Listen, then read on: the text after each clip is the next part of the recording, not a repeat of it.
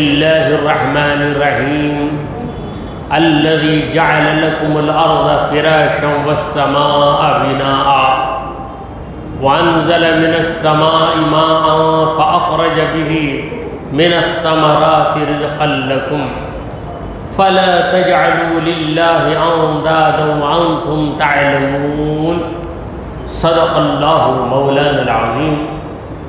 سامعین کرام، السلام علیکم ورحمۃ اللہ وبرکاتہ.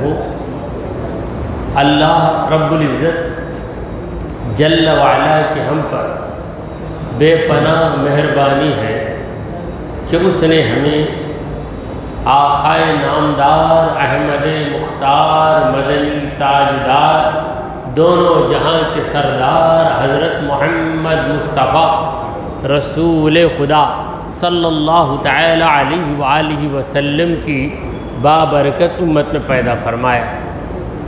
سامعین کرام، حمد و صلات کے بعد جس آیت مقدسہ کی تلاوت کا میں نے شرف حاصل کیا ہے وہ سورہ بقرہ کی 22ویں آیت ہے. اتفاق سے آج تاریخ بھی جون کی 22 تاریخ ہے اور آیت بھی 22 ہے. پروردگار فرما رہا ہے الذی جعل لکم الارض، تمہارا رب وہ ہے جس نے بنا دیا تمہارے لیے زمین. یہ زمین ہمارے لیے بنی ہے. اسی لیے ایک شاعر نے کہا نہ تو زمیں کے لیے اور نہ تو سما کے لیے، زما ہے تیرے لیے تو نہیں زما کے لیے. یعنی پورا زمانہ تیرے لیے ہے، تو زمانے کے لیے نہیں. تو رب زمانہ کا ہو جا. یہ زمین تیری ہے، تو زمین کے خالق کا ہو جا. یہ آسمان تیرا ہے، تیرے لیے بنایا گیا ہے. لہذا تو آسمان کو جس رب نے بلند کیا ہے اس کی طرف متوجہ ہو جا. تو جس نے زمین کو بنا دیا تمہارے لیے فراشن، فراش بنا دیا. فراش کا معنی ہے وہ چیز جس کو بچھا دیا جاتا ہے. بچھونا بھی فراش ہے، اور کوئی بھی چیز جس کو ہم بچھا دیتے ہیں اس کو بھی فراش کہتے ہیں. اگر بچھونا کہہ دیں تو عربی اردو زبان میں بچھونا صرف سونے کے وقت پر جو چیز بچھائی جاتی ہے اسے بچھونا کہتے ہیں. ہم لوگ بیٹھنے کے لیے جو بچھاتے ہیں اس کا نام ہم فرش رکھتے ہیں. فرش بچھاؤ یا دری بچھاؤ، کچھ بھی کہہ دیتے ہیں.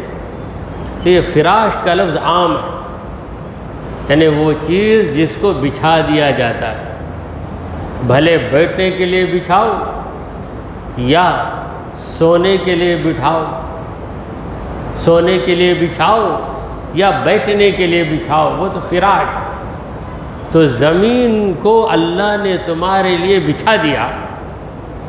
والسماء بناء، اور آسمان کو اللہ نے تمہارے لیے چھت بنا دیا. عمارت، بنا وہ چیز جس کو تعمیر کیا جاتا ہے. تو زمین کو بچھونا، آسمان کو چھت رب نے تمہارے لیے بنایا. یعنی تمہاری یہ کیفیت ہو کہ زمین پہ نظر پڑے تو رب تمہیں یاد آئے، آسمان پہ نظر پڑے تو رب تمہیں یاد آئے. اس لیے کہ زمین کو اسی نے بچھا دیا ہے. ایسا بچھا دیا کہ تم چل رہے ہو، دوڑ رہے ہو، سارے کام انجام دے رہے ہو، نیچے بھی بیٹھتے ہو، کرسی پہ بھی بیٹھتے ہو، مگر زمین ہے کہ تم کو لڑکاتی نہیں. لڑکاتی نہیں ہے زمین.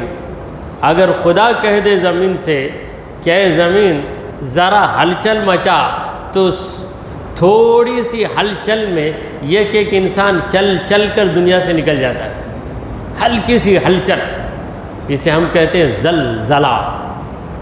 یہ زلزلہ کیا ہے؟ ہلچل۔ اب زمین میں زلزلہ نہیں ہے، کیوں نہیں ہے؟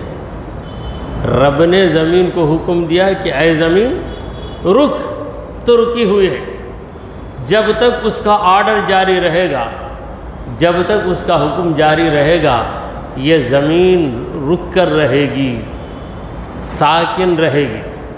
مگر جب خدا کہہ دے زمین کو کہ اے زمین ذرا ہلچل کر، تو زمین میں زلزلہ آ جائے گا۔ جب زلزلہ آ جاتا ہے تو کوئی ٹیکنالوجی کام نہیں کرتی۔ بھاری بھاری ملکوں میں جہاں ٹیکنالوجی بڑے اعلیٰ سطح پر ہے، ہائی لیول میں ہے، وہاں بھی زلزلہ آتا ہے تو سب کے ہاتھ پیر کانپنے لگتے ہیں۔ تو یہ خدا کا فضل نہیں ہے تو اور کیا ہے کہ ہم بیٹھے ہیں زمین پر اور زلزلہ نہیں۔ یہ رب کا کرم ہے، محض کرم ہے، اور اس کا کرم غیر منقطع، راؤنڈ دا کلاک، 24 گھنٹے اس کا کرم ہے۔ کیونکہ 24 گھنٹے بھلے ہم سو رہے ہیں یا جاگ رہے ہیں، کھڑے ہوئے ہیں یا بیٹھے ہوئے ہیں، زمین رکی ہوئی ہے۔ یہ زمین رکی ہوئی ہے، کیسے رکی ہے؟ کس نے روک رکھا ہے زمین کو؟ خدا ہی نے روک رکھا ہے۔ تو زمین اس کا پتہ دے رہی ہے، آسمان بھی اسی کا پتہ دے رہا ہے۔ تو زمین کو اس نے بچھا دیا، بچھونا بنا دیا، آسمان کو اس نے بلند کر دیا۔ وَأَنزَلَ مِنَ السَّمَاءِ مَاءً، اور اتارا آسمان سے پانی کو۔ آسمان سے پانی اترتا ہے، یعنی تم پانی کے محتاج ہو۔ اگر کسی کو پانی نہ ملے تو کیا ہو جائے گا وہ؟ اگر کسی کو پانی نہ ملے تو کیا ہو جائے گا؟ پانی پانی ہو جائے گا، پانی پانی ہوگا۔ وہ پانی کو ڈھونڈتا ہے، پانی پانی، تو خود پانی ہو گیا۔ تو یہ محاورہ ہے، پانی پانی ہو گیا۔ کیا مطلب؟ پانی پانی نہیں ہوتا، مٹی کا پتلا ہی رہتا ہے۔ مطلب یہ ہے کہ اس قدر پریشانی آ گئی تو انسان پانی کے لیے ترستا ہے، پانی دو پانی دو پانی دو۔ وہ چیز بہت مفت میں ملتی ہے۔ اسی لیے ایک دانشمند نے کہا کہ یہ ایسی چیز ہے کہ اگر مل جائے تو اس کی کوئی قدر نہیں، سڑکوں پہ دوڑتی رہتی ہے، پیروں تلے آ جاتی ہے، لوگ پیروں کو اس میں ڈبو ڈبو کر دھوتے ہیں، برتن دھو دھو کر اسے پھینک دیتے ہیں۔ اگر نہ ملے تو اس کی اتنی قدر کہ اپنی ساری جائیداد دے کر یہ گھونٹ پانی پینے کی، یہ گھونٹ اگر مل جائے تو پوری جائیداد دے دے گا، کیونکہ جائیداد جائے گی تو جائے، اگر پانی کا ایک گھونٹ نہ ملا تو جان ہی چلے جائے گی، جان چلے جائے گی۔ تو جان جانے کے بعد پھر جائیداد کا کیا فائدہ، زمین کا کیا فائدہ، باغ کا کیا فائدہ، بنگلے کا کیا فائدہ؟ کوئی فائدہ نہیں۔ اسی لیے اللہ تبارک و تعالیٰ نے جس نعمت کا ذکر کیا وہ ہے پانی۔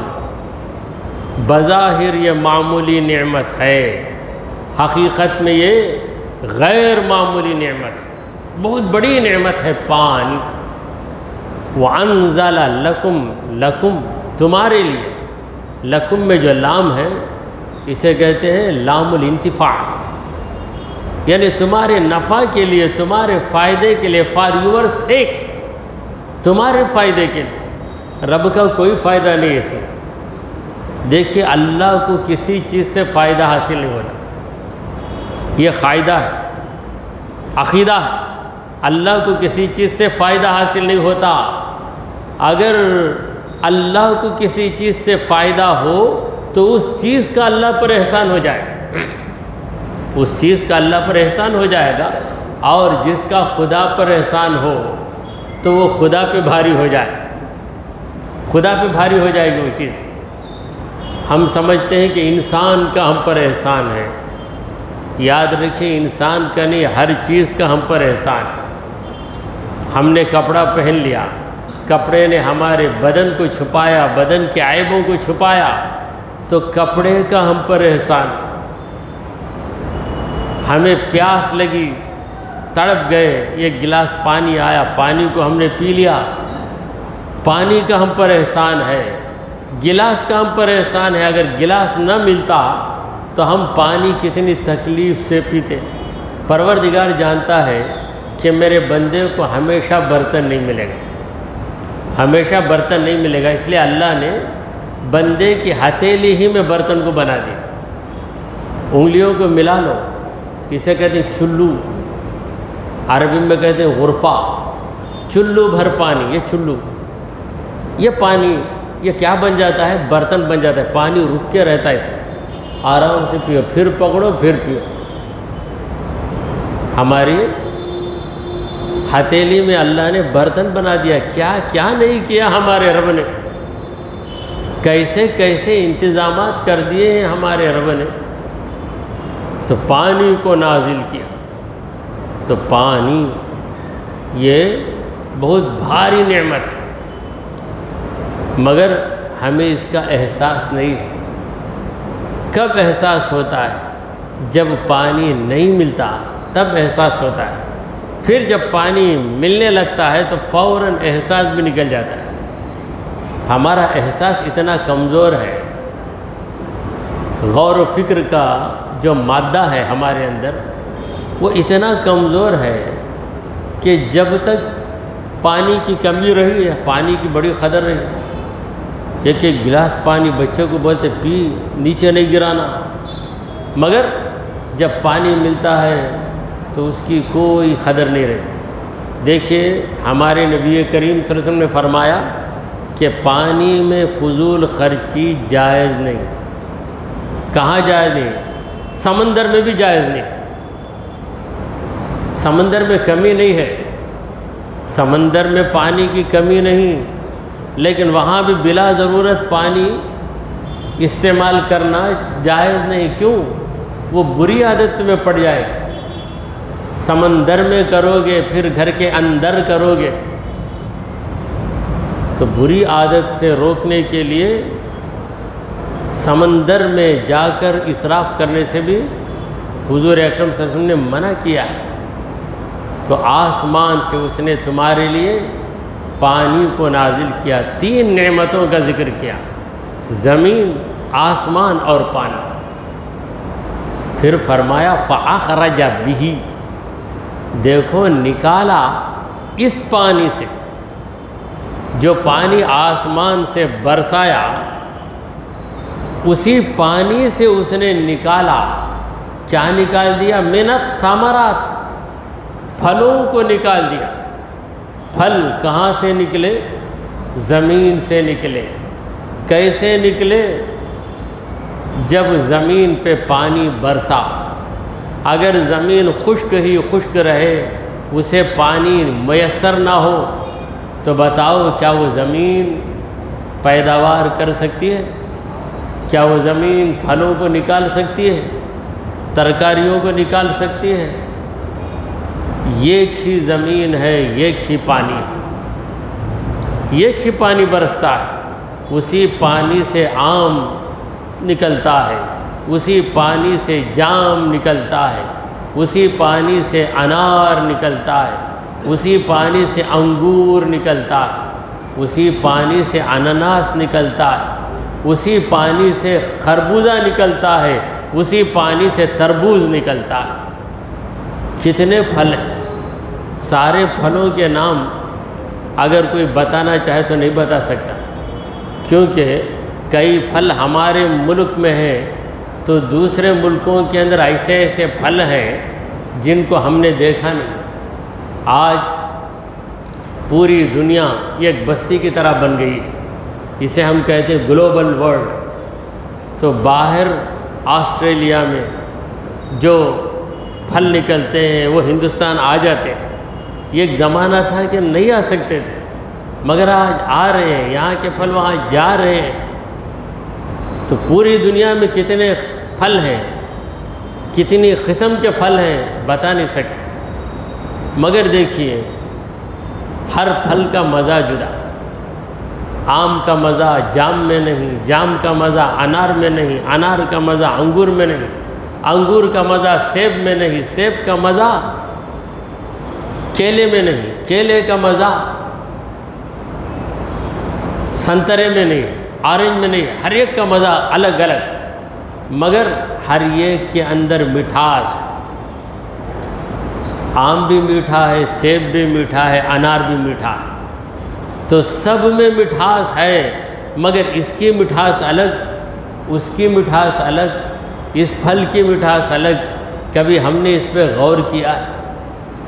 آ گیا کھا لیا، مگر کبھی ہم نے اپنے دماغ کو استعمال نہیں کیا۔ اگر دماغ کو استعمال کریں گے تو خدا کی قدرت کے کرشمے پر ہم فریفتہ ہو جائیں۔ ہمارا مولا بھی کتنا کمال والا ہے، اس کے کمالات کا ہم اندازہ ہی نہیں لگا سکتے۔ کیا کمال کیا ہے رب نے، پانی ہی کو نازل کیا۔ ایسا نہیں کہ آم کے لیے پانی اترا، جام کے لیے دودھ اترا، یا انگور کے لیے کوئی پیٹرول اتارا اوپر سے، ایسا نہیں، ایک ہی پانی، ایک ہی پانی، مگر اسی پانی کو زمین لے کر قسم قسم کے پھل نکالتی ہے۔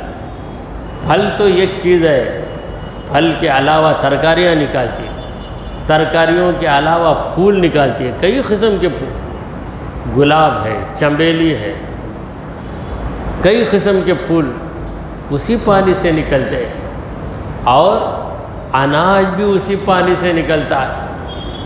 چاول، گیہوں، راگی، باجرہ، کتنے نام گنتے جائیں گے، ہماری زندگی ختم ہو جائے، مگر سب کے لیے جو ٹول استعمال ہو رہا ہے، ٹول جو آلہ، وہ ایک ہی ہے، پانی۔ کیسے پیدا کیا گیا؟ آم کیسے پیدا ہوا؟ پانی سے۔ انار کیسے پیدا ہوا؟ پانی سے۔ انگور کیسے پیدا ہوا؟ پانی سے۔ ہر چیز پانی سے بنائی گئی۔ تو اللہ نے کہا کہ فَأَخْرَجَ بِهِ مِنَ الثَّمَرَاتِ، پھلوں کو اس نے، کئی قسم کے پھلوں کو اس نے پانی سے نکالا، زمین سے نکالا۔ رزقا لکم، تمہارے لیے رزق بنا دیا، اس نے تمہارے لیے رزق بنایا، لہذا پھل میں مزہ رکھا، جیب میں مزہ لینے کا پاور رکھ دیا۔ اگر جیب میں مزہ لینے کی طاقت نہ ہو تو پھل کتنا بھی مزیدار رہے کچھ بھی فائدہ نہیں۔ جیب سے اگر یہ ٹیسٹنگ انرجی، قوت ذائقہ کہتے، قوت ذائقہ، چکھنے کی قوت، ٹیسٹنگ ایبیلٹی، یہ فوراً جیب میں غذا لگتے ہی بتا دیتے یہ اس میں مٹھاس ہے یا کھٹا پن ہے یا کڑوا پن ہے، فوراً جیب۔ اسی لیے میں جیب کو دو نام دیتا ہوں، یہ ٹیسٹر بھی ہے، ٹیسٹر بھی ہے۔ ٹیسٹ بھی کرتی ہے، ٹیسٹ بھی کر دیتی ہے، فوراً بول دیتی ہے اس کا مزہ صحیح نہیں ہے، اس کا مزہ صحیح ہے، اس میں کھٹا پن ہے، اس میں میٹھا پن ہے، اس میں پھیکا پن ہے، فوراً رزلٹ، امیڈیٹ رزلٹ۔ آج کل کہتے ہیں پرامپٹ رزلٹ، وہ پرامپٹ امیڈیٹ رزلٹ آنے کے لیے بھی 15-20 منٹ، 5-10 منٹ تو لگ جاتے ہیں، مگر یہ رزلٹ فوراً جیب کو جو ہی ٹچ ہوئی چیز فوراً بتا دیتی ہے اس میں پھیکا پن ہے یا میٹھا پن ہے۔ تو یہ خدا کی قدرت کے کرشمے ہیں، ہمارے اندر ہی پروردگار فرماتا ہے وَفِي أَنفُسِكُمْ أَفَلَا تُبْصِرُونَ، تمہارے اندر ہی میری قدرت کے کتنے نمونے ہیں، افلا تبصرون، تم لوگ نہیں دیکھتے کیا؟ دل کی آنکھوں سے دیکھو، ذرا دل کو بھی ہمارے کارناموں کی طرف لگاؤ۔ ایک جگہ کہا افلا ينظرون الى الابل كيف خلقت والى السماء كيف رفعت والى الجبال كيف نصبت والى الارض كيف سطحت۔ کیا نہیں دیکھتے لوگ اونٹ کو؟ نہیں دیکھتے کہ اونٹ کیسے بنایا گیا، اس کی بناوٹ کے اندر، اس کی ساخت کے اندر، اس کے اسٹرکچر کے اندر کتنے کمالات رکھے ہوئے ہیں۔ ذرا غور تو کرو میرے بندو، میں نے تم کو نگاہ بھی دی ہے، میں نے تم کو دماغ بھی دیا ہے۔ اور پھر ذرا آسمان کی طرف دیکھو، کیف رفعت، کیسے اونچا کر دیا گیا آسمان، بڑے سے بڑا، لمبے سے لمبا آدمی چھوڑو، لمبی سیڑھی بناتے ہیں، اتنی لمبی سیڑھی، ایک دم اونچی عمارت، کتنے کھن کی۔ ایک زمانے میں LIC کو بہت بڑی عمارت سمجھتے تھے، شہر مدراس میں بہت بڑی عمارت LIC، مگر آج LIC سے بھی بڑی بڑی عمارتیں بن گئی ہیں۔ تو کتنی بھی بڑی عمارت بناؤ، کوئی عمارت بتاؤ جو آسمان کو ٹچ کر دے، آسمان کو لگے، ہے کوئی؟ نہیں۔ ایسا بلند کر دیا اللہ نے آسمان کو کہ کوئی اونچی سے اونچی عمارت بنا کر بھی وہاں تک پہنچ نہیں سکتا۔ کیا تم غور نہیں کرتے؟ اللہ تعالیٰ بندوں سے گلہ کر رہا ہے، اے میرے بندے، تجھے دکھانے کے لیے میں نے اتنی چیزیں بنائی، میں تو قدرت والا ہوں ہی، میں تو صاحب قدرت ہوں، مگر میری قدرت کے کارنامے تجھے دکھانے کے لیے میں نے ان تمام چیزوں کو پیدا کیا، تو دیکھتا کیوں نہیں، تو سمجھتا کیوں نہیں؟ وَإِلَى الْأَرْضِ كَيْفَ سُطِحَتْ، زمین کو لوگ نہیں دیکھتے کیسے زمین پھیلا دی گئی ہے۔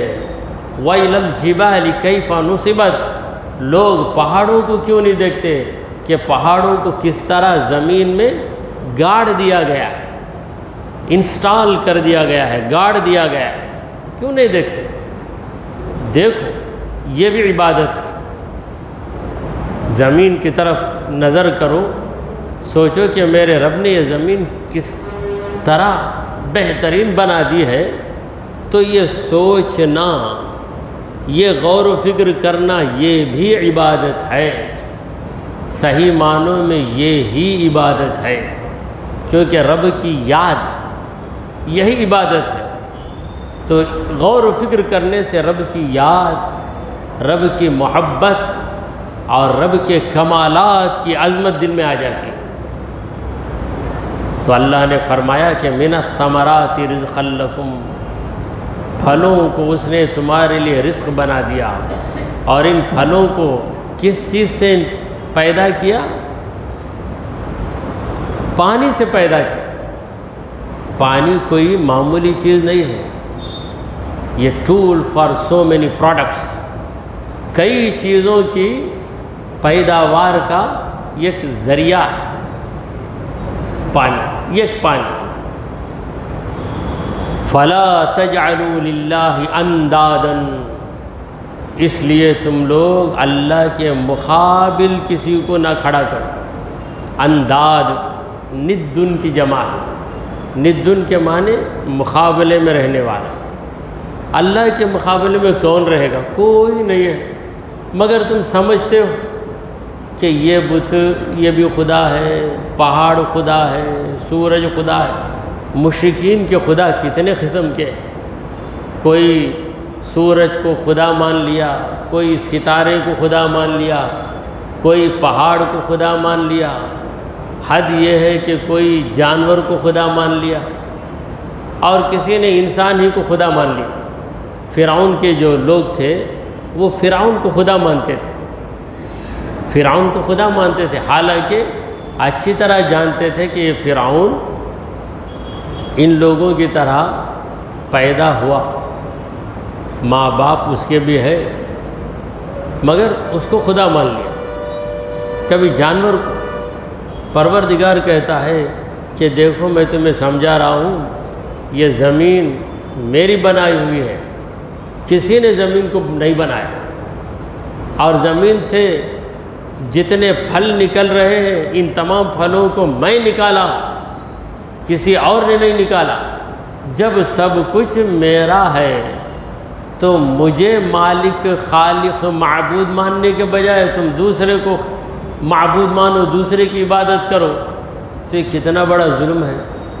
اللہ کے سوا دوسرے کو عبادت کے قابل سمجھنا یہی ہے شرک۔ شرک عمل میں بعد آتا ہے، عقیدے میں پہلے آتا ہے۔ عقیدہ، سوچ، بلیف، عقیدے میں اللہ کے علاوہ بھی کوئی عبادت کے لائق ہے، یہ خیال دل میں آیا تو شرک ہو گیا۔ اور اس شرک کی صورتیں، کوئی سورج کی پوجا کرتے ہوئے کھڑا ہے، کیوں؟ یہ میرا خدا ہے۔ تو نے اس کو خدا کیسے مان لیا؟ نہیں، بہت بلندی پر ہے، بہت چمک رہا ہے، اس لیے اسے خدا مان لیا۔ پروردگار نے کہا کہ کوئی تمہارا معبود نہیں ہے، لہٰذا اللہ کے مقابل کسی کو معبود نہ مانو۔ وَأَنْتُمْ تَعْلَمُونَ، تم لوگ اچھی طرح جانتے ہو۔ بیوقوف ہو کیا تم لوگ؟ جانور تو نہیں ہو تم لوگ، تم تو انسان ہو، تمہارے اندر سوچنے، سمجھنے، غور و فکر کرنے کی صلاحیت ہے، اس کے باوجود تم ایسا کیوں کرتے ہو؟ تو پروردگار عالم کی جو نعمتیں ہیں ان نعمتوں میں غور و فکر کرنا یہ عبادت ہے۔ بی بی عائشہ صدیقہ رضی اللہ تعالیٰ عنہ فرماتی ہیں کہ کان یذکر النبی صلی اللہ علیہ وسلم ربہ فی کل احیان، نبی کریم صلی اللہ علیہ وسلم تمام وقتوں میں اللہ کو یاد کرتے تھے، ہر وقت رب کو یاد کرتے تھے۔ اور حضور کے یاد کرنے کا طریقہ کیا تھا؟ بی بی عائشہ صدیقہ رضی اللہ عنہ روایت فرماتی ہیں کہ رسول کریم صلی اللہ علیہ وسلم جب کھانا تناول کرتے تو یوں عرض کرتے الحمدللہ الذی اطعمنی، ہر خوبی اللہ کے لیے جس نے مجھے کھلایا۔ ہم ہمیشہ یہ سوچتے ہیں میں کھا لیا، میں کھا لیا۔ کبھی یہ بھی ہم نے سوچا ہے کہ اس نے ہمیں کھلایا، اس نے ہمیں کھلایا؟ کسی کے ہاں ہم جا کے کھائیں، کوئی ہم کو بلایا اور ہوٹل میں بٹھایا، بہترین روٹی اور خورمہ کھلایا، کھلانے کے بعد کسی نے ہم سے پوچھا کھا لے کیا؟ ہاں بھائی کھا لیا۔ انہوں کھالا ہے؟ بھائی میں کھا لیا، انہوں کھلایا، میں کھایا۔ اسے انسانیت۔ مگر رب کے معاملے میں ہماری انسانیت کہاں گئی؟